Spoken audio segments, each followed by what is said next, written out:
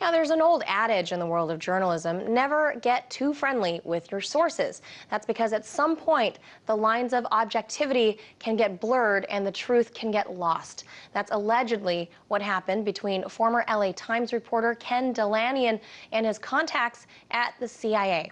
The Intercept is reporting that hundreds of pages of Dilanian's email exchanges with CIA press officials have exposed a very uncomfortable connection between the journalist and the agency.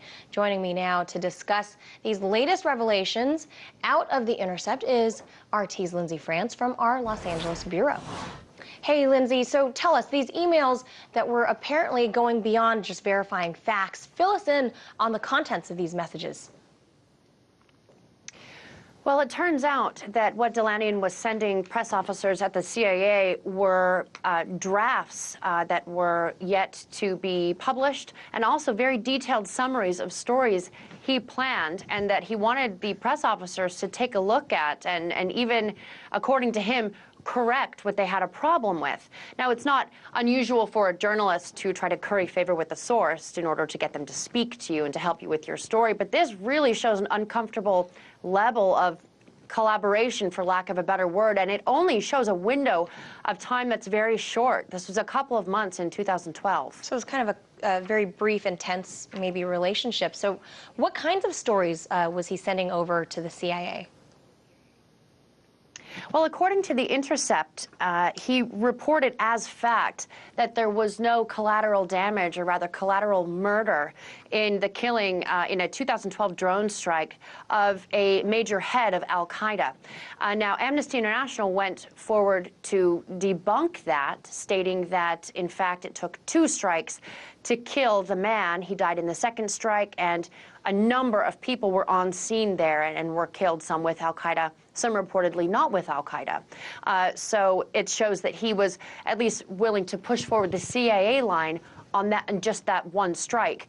Also, he worked with the agency to downplay its role in helping with the production, or at least collaborating in the production of Zero Dark 30, the Hollywood film that depicted the tracing and killing of Osama bin Laden. Now, we know that these emails were made public due to some FOIA requests, but the question that remains is, why did they make them public?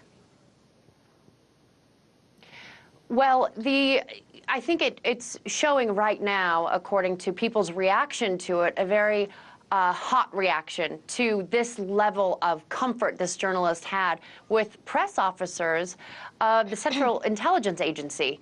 And so it's something that the Intercept at least felt that needed to be looked at further, because if you actually comb through these messages, they're really one-sided. Redacted is the point of view of the CIA press officers. That's all sort of crossed out. You don't get to read that. What you do read, though, is the journalists' responses and initial writings to them. These are journalists from the New York Times, the Wall Street Journal, the Washington Post, the Associated Press, and others. Oh, that is very convenient editing on the CIA's part. And has there been any reaction, though, from the LA Times about all of this? Well, what's interesting in this is that there is a large article right on the LA Times website that refers to Dilanian as a Tribune employee. Now, Tribune owns the LA Times. What it doesn't state is that, in bold, is that he was an LA Times reporter. You look right on his LinkedIn page. It's right there on his sort of online resume. And in fact, you can pull up stories from the LA Times that he's written.